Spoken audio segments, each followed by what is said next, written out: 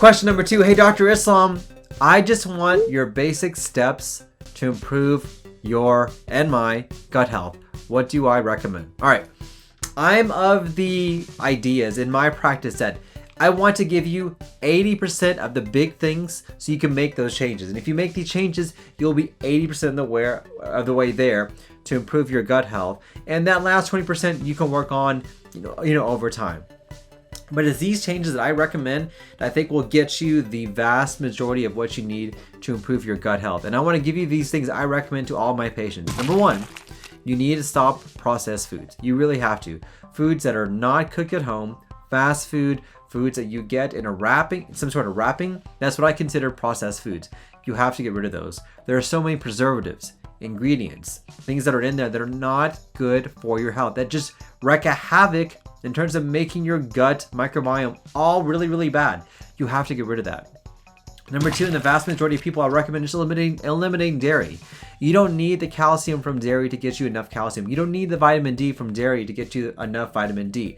And there's so many people that don't realize that they're lactose intolerant. I just say get rid of dairy. You don't need it necessarily, or if you want to incorporate dairy, have a lactate-free type of dairy.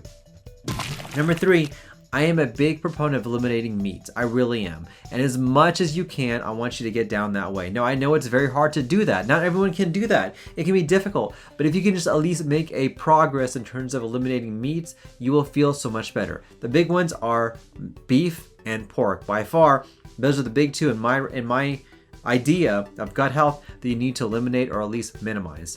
And then lastly, number 4, you need to eliminate or minimize as much sugar foods as you can. Sugar is in so many different ingredients. And these are not just sugars that you can see, the white sugar, but things like fructose, maltose, sugar alcohols, high fructose corn syrup. These are sugar alternatives that you need to eliminate as well. People don't realize, I don't think, how addictive they are to sugar. It's in everything. It's in ketchup. My goodness, ketchup. Why does ketchup have sugar? It's in bread as well. And you really need to be very vigilant about doing this. If you can eliminate these things, you'll almost get 80% of the way there for gut health. Here's the things that I recommend to adding to your diet. If you can add a ton of vegetables, have the vast majority of your plate be vegetables, at least 75%, you're going to make a remarkable change in terms of your gut health. If you want to do meat, and make sure it's lean protein, get as lean as you can, as healthy as you can if you want to have some meat inside your diet. Number 3, you need to add resistance training and aerobic training. You have to. Exercise is literally the best thing that you can do for your health. It's free and your body loves it. It improves your gut health, it improves your mental clarity, it makes you feel better, and your gut microbiome likes exercise. And it has to be resistant exercise, actually lifting weights. This is going to be the best way for you to get healthier and to feel better as well. Number 4 is that you need to prioritize sleep. You have to. Have a good sleep hygiene. Know how to sleep. Turn off the lights. Turn off your iPhone. Read in bed. Don't do work in bed. Let me know in the comments down below if you want me to do a video on how to optimize your sleep. I'm obsessed with sleep.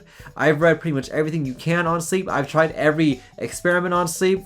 I've tried all the different devices on sleep. This is one of my things I love. I love reading about sleep because I want to optimize my sleep so I can make sure I sleep well. Number 5, add in black coffee. There are so many benefits with black coffee.